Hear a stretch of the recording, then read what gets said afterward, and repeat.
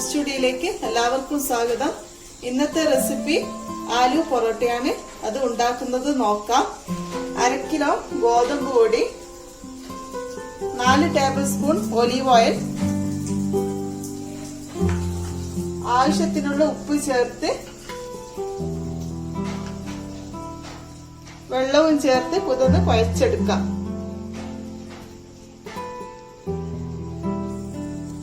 മാവ് റെഡിയായി. ഇത് 10 മിനിറ്റ് നേരം അടച്ചു വെക്കാം. ഉരുളക്കിഴങ്ങ് വേവിച്ച് വെച്ചതാണിത്.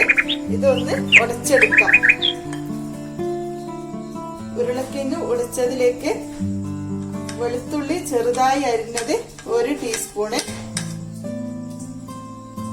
3 ടേബിൾ സ്പൂൺ ചെറുതായി അരിഞ്ഞ സവാള, 2 പച്ചമുളക്, 1/2 ടീസ്പൂൺ കുരുമുളക് പൊടി, കുറച്ച് മല്ലിയില, കുറച്ച് ഗരം മസാല പൊടി, 1 പിഞ്ച് കസൂരി മേത്തി, ആവശ്യത്തിനുള്ള ഉപ്പ് ചേർത്ത് കൊടുത്ത് ഇതൊന്ന് മിക്സ് ചെയ്തെടുക്കാം. കുഴച്ച് വെച്ച മാവിലേക്ക് ഉരുളക്കിഴങ്ങിന്റെ മസാല ഇട്ട് ഒന്നും കൂടി ഒന്ന് കുഴച്ചെടുക്കാം.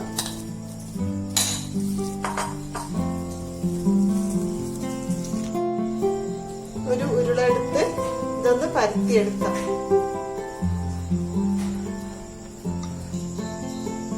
ചൂടായ പാനിൽ കുറച്ച് നെയ്യ് ഒഴിച്ചു കൊടുക്കുക.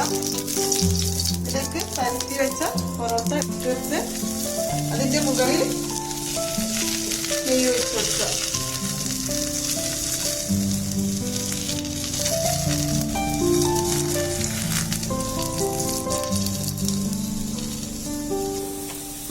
മറിച്ചിട്ടതിന് ശേഷവും നെയ്യ് ഒഴിച്ചു കൊടുക്കുക.